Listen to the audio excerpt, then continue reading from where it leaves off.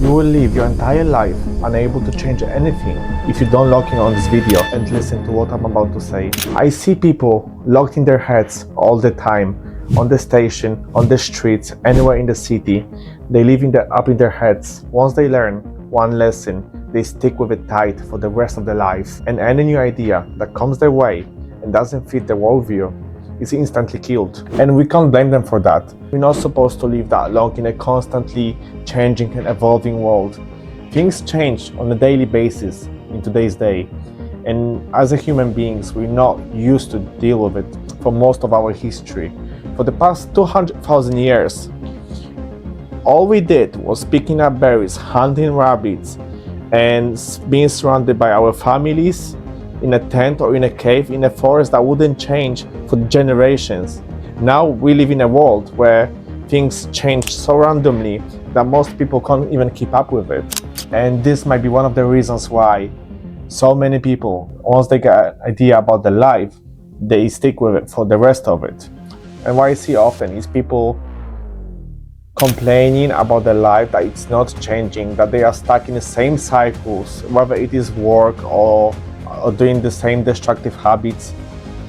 They go around in circles, unable to change anything, and they often complain and wonder why nothing is changing in their lives. And let me be honest here, we all do this. How many of us have started going to the gym, and after a month, without following a serious training program, being serious about sleep or serious about diet, we decided that it's not working, we didn't see any results, our life just got too busy. In fact, there was a great psychologist called Alfred Korzybski who designed a study about map and territory, and basically how our brains and what they tell ourselves versus the real world got nothing to do with each other, and they just simply overlap in certain areas. The territory is the real world. This is where the true things are happening, whereas the map is what we perceive and what we understand about the world, which is just a small fraction of the entire plane of what we get to experience.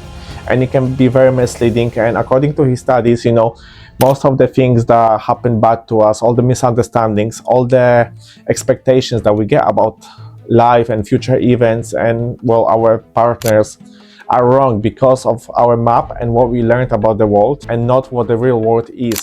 So here we are, most people, living day-to-day life, overwhelmed and focused on all the things and all the tasks we have to do, whether it's waking up, trying to have a coffee, rush to prepare breakfast, go to the office or to another work, spend the whole day working, trying to survive, come back home and try to get some sort of relief during that day. Maybe spend time with your loved one, with your family, maybe try to read a book. And then on top of that, all the busy schedules that we got, things pop in like social media, events, all the things that people expect from you, all those thoughts that are appearing in your head. What are they thinking of me? What can I do with my life? I should be this. You've got Instagram, you've got TikTok, you've got those fake role models and fake ideologies about a world screaming at you from all sides. You should be skinnier, you should be earning this, you should have a house, you should have a family, you shouldn't have a house, you shouldn't have a family. It's just so difficult to keep up.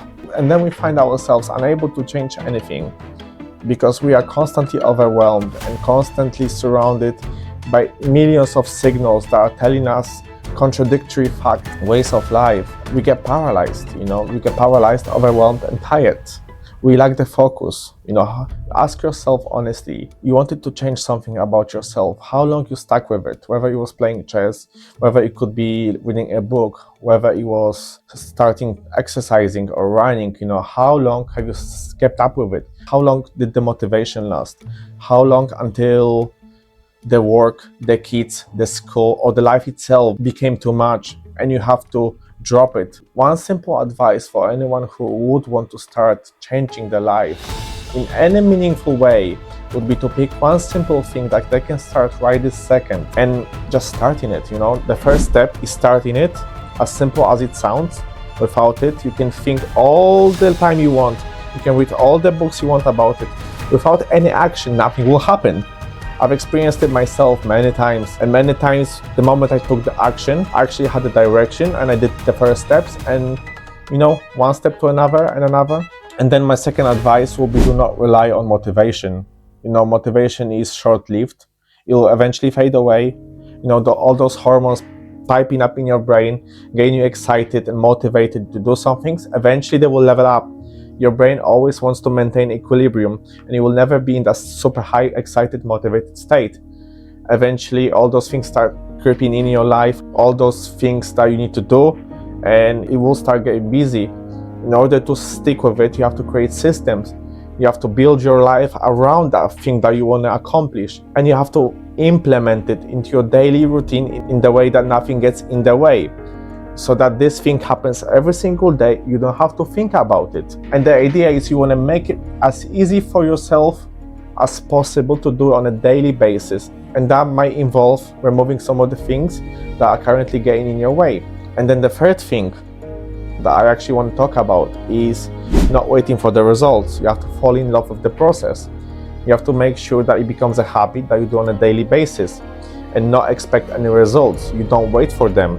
It's nice to check yourself every month, every 3 months, every 6 months, if you have a measurable way of how you want to quantify your results in the process, in the direction you want to get, whether it is, like I said, running or exercising or having a diet or maybe improving yourself by reading books or studying. You should be doing this on a daily basis and not worrying about the results. It's a compounding effect. It might be slow in the beginning, but eventually you will start compounding and you'll start seeing results. If you don't count the days and just keep it within a day, on that day you focus on that goal and don't think about tomorrow, and then the next day you do the same, results will start occurring. So if I were to summarize all those things that I've said, you have to start by doing action.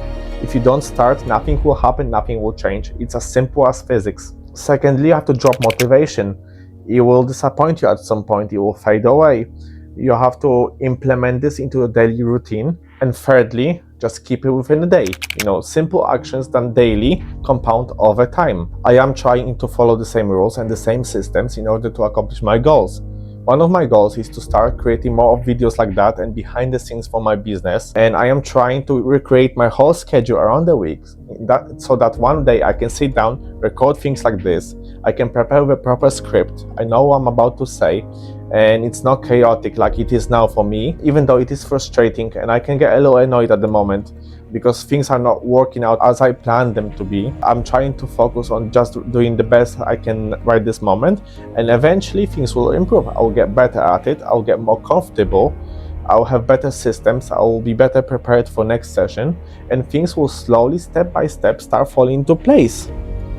This is how most systems are built. It's never where you start, it's nice and glorious and everything is going great. It's always messy in the beginning, it's always chaotic, frustrating and irritating. But once you get through it, it gets easier, it gets more comfortable, you get more confident.